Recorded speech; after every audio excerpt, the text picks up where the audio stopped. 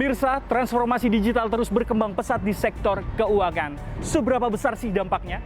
Bank Indonesia mencatatkan terjadi peningkatan jumlah pengguna digital, yakni sebesar 175,2% secara tahunan atau year on year di tahun 2024. Hal tersebut ditopang oleh peningkatan jumlah pengguna dan juga peningkatan jumlah merchant. Lantas, bagaimana pelaksanaannya atau implementasinya di lapangan?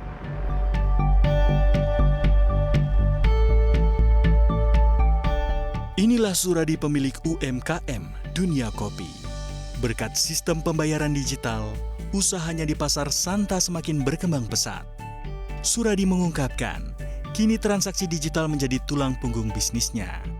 Dengan jumlah transaksi mencapai 10 kali lipat lebih banyak dibandingkan dengan pembiayaan tunai. Aduh, kayaknya nanyanya kayak polisi nih. Ya, bisa 10 kali lipat lah. Keren lah, pokoknya bagus banget. Jadi uang cash, kalau kita lihat digital paling 10%. Serius, boleh lihat. 10%. Jadi uang cash itu paling 10% sekarang. Itu, sangat membanggakan lah gitu.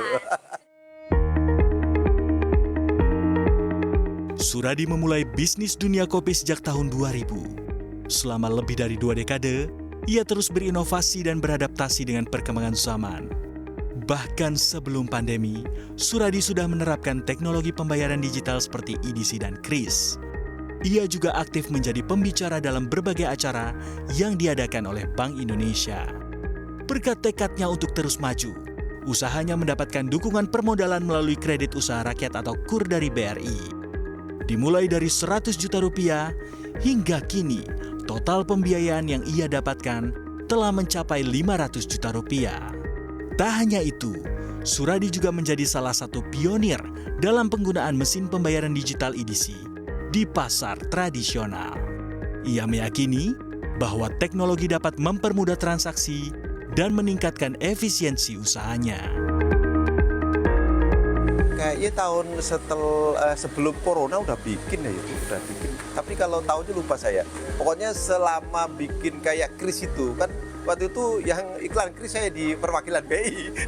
Saya lupa tahunnya. Saya jadi pembicara di sana. Saya lupa dikasih KUR saya sama BRI.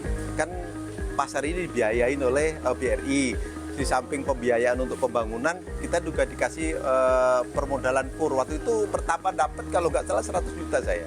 Iya, sampai terakhir itu 500 juta gitu kan. Dan saya kayaknya jadi simbol juga. Jadi orang belum pakai apa dulu, belum pakai apa namanya, bukan Kris, sebelum Kris.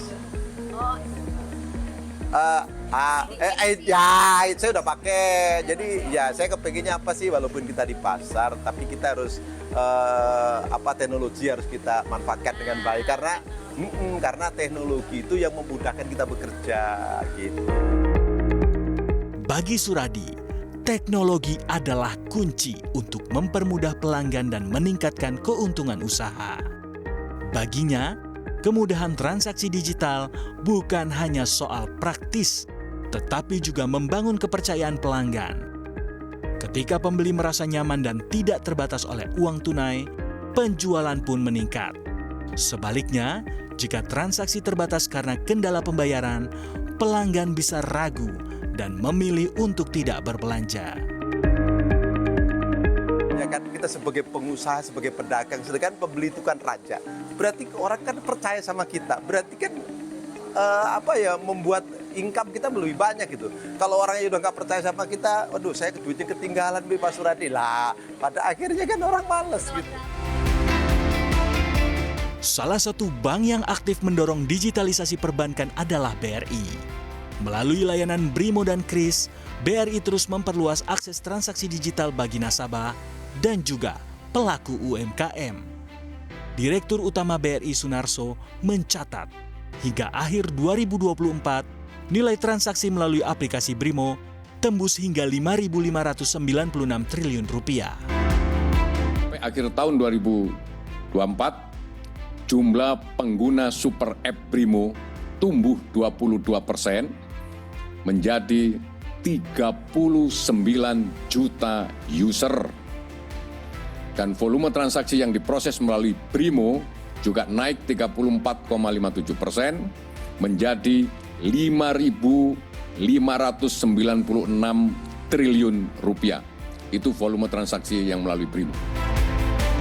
Transformasi digital di sektor perbankan tidak hanya mempermudah transaksi, tetapi juga berkontribusi pada pertumbuhan ekonomi, terutama bagi UMKM.